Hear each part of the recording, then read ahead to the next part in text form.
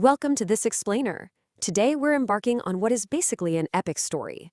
Think of it as a modern-day hero's journey, but instead of a knight traveling across a mythical realm, we're going to follow a single piece of data, just a simple, everyday message as it travels across the globe. We'll trace its incredible journey right from the moment it leaves your screen, watch it transform into physical energy, survive some pretty perilous conditions, and navigate a massive, complex maze to reach its final destination safely.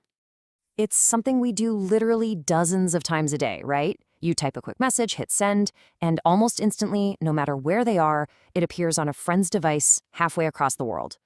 But have you ever actually stopped to wonder about the invisible magic that happens under the hood of your everyday digital life? Like, what kind of gauntlet does that data actually run? Well, let's dive into this and uncover the hidden world of computer networks.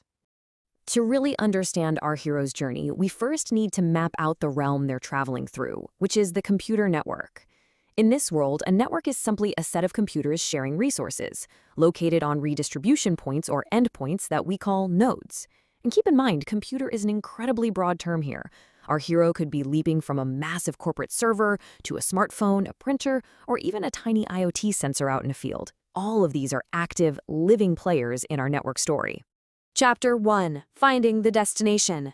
Now, historically, our hero's map was surprisingly simple. We humans, we like readable names, right? Things like Google.com. But computers, they only understand numbers, specifically IP addresses. Back in the early days of the internet, every single name and its corresponding IP address was mapped in one literal text file called host.txt. Imagine that. Just one file for the whole internet. But as the number of connected computers absolutely exploded, this single file became impossibly large to handle. So to solve this, the Domain Name System, or DNS, was introduced in 1983 to decouple human-readable names from their numerical machine addresses. Today, DNS acts as the Internet's incredibly fast dynamic phone book. When our message first sets out, it calls on a resolver. The resolver then fires off a rapid query to a local server, zipping back and forth as speedy little UDP packets, until finally returning with the exact IP address.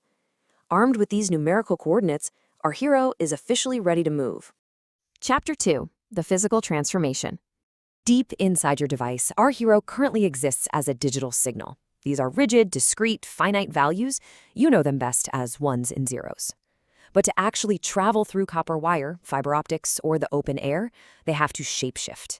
They literally have to take on a physical form known as an analog signal, flowing as a continuous, time-varying wave. Take a look at this fundamental physical shape, the sine wave. Its voltage varies continuously, creating this super smooth, repeating pattern. This wave of energy is the literal physical vehicle that is going to carry our digital story across the world. To truly understand our physical wave, we have to measure its strength. This peak height right here, that's its amplitude. It's the absolute maximum voltage the signal reaches as it pushes its way through the physical world. Another absolutely vital property is frequency. This is just the number of complete cycles the wave makes in a single second, which we measure in hertz. Think about it this way. If the time it takes for one full cycle to complete is exactly 1 second, the frequency is 1 hertz. This speed of oscillation is crucial because it dictates exactly how much information our wave can actually carry per second. But here is where it gets truly mind-bending. Remember how I said our computer speaks in sharp, discrete square waves? Well, mathematically, you can actually create a rigid digital square wave by adding together an infinite number of smooth analog sine waves. This incredible mathematical trick is what bridges the continuous physical world with the discrete digital world, allowing our ones and zeros to ride seamlessly on top of physical energy. Chapter 3. Surviving the Elements. Once our data is transmitted, it is out in the wild. And to really appreciate the danger it faces, let's look at a theoretical fantasy called the utopian simplex protocol. In this perfect, imaginary world, data only goes in one direction, computers have infinite buffer space, and the communication channel never, ever damages or loses a frame. The sender just pumps out data, and the receiver flawlessly catches it. Sounds pretty nice, right? Well, it's called utopian for a reason. In reality, cables get bent, wireless signals face interference, and our data definitely gets damaged. To survive all this chaos, our hero needs armor, kind of like the Hamming code shown right here. Rather than sending raw data naked into the void, The system interleaves special protective parity bits at specific locations among the actual data bits. By doing some clever math on these parity bits at the receiving end, the network can actually detect if a bit was flipped or corrupted by the elements during transit. And the crazy part? Sometimes it can even correct it on the fly. Chapter 4: Navigating the Maze. Having survived the harsh physical elements, our data finally arrives at the network layer. To navigate this totally chaotic web of routers, the network uses a GPS of sorts, protocols like OSPF.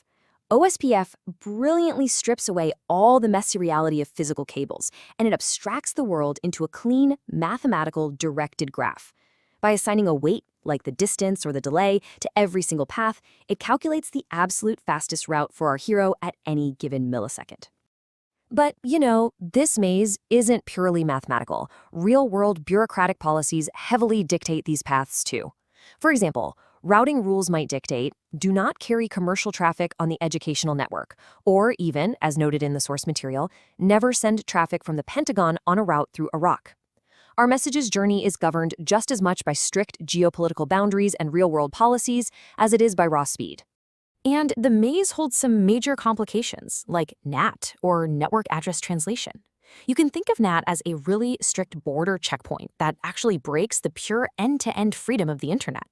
It forces a normally connectionless network to act connection-oriented, which violates some fundamental rules of protocol layering because the NAT device has to manually maintain the information of the connections passing through it. It's a massive, complex hurdle our hero has to seamlessly bypass. Chapter 5: The Final Guarantee. Finally, our battered, perfectly routed message reaches the destination computer. But how do we actually know the entire message arrived intact and in the right order? Well, this is where the transport layer steps in as our final guardian. Notice the difference here. Network services run out in the wild, on routers, devices that you and I have absolutely no control over. Transport services, however, run directly on your own machine. This layer throws a protective bubble over all that chaos, making sure that what the application receives is completely reliable, regardless of whatever madness happened out there on the wires. And that brings us to the end of our data's epic journey. All the way from a human-readable name transforming into a physical sine wave, surviving the gauntlet of corrupted bits and political routing policies, right to the final guardian waiting on your device. It really leaves us with a fascinating final thought to chew on. If the physical network below is so inherently chaotic, unreliable, and out of our control, how exactly does this invisible transport layer work its magic to make your entire seamless digital life possible? I'll leave you to ponder that one. Thank you for joining me on this explainer, and keep questioning that invisible magic around you.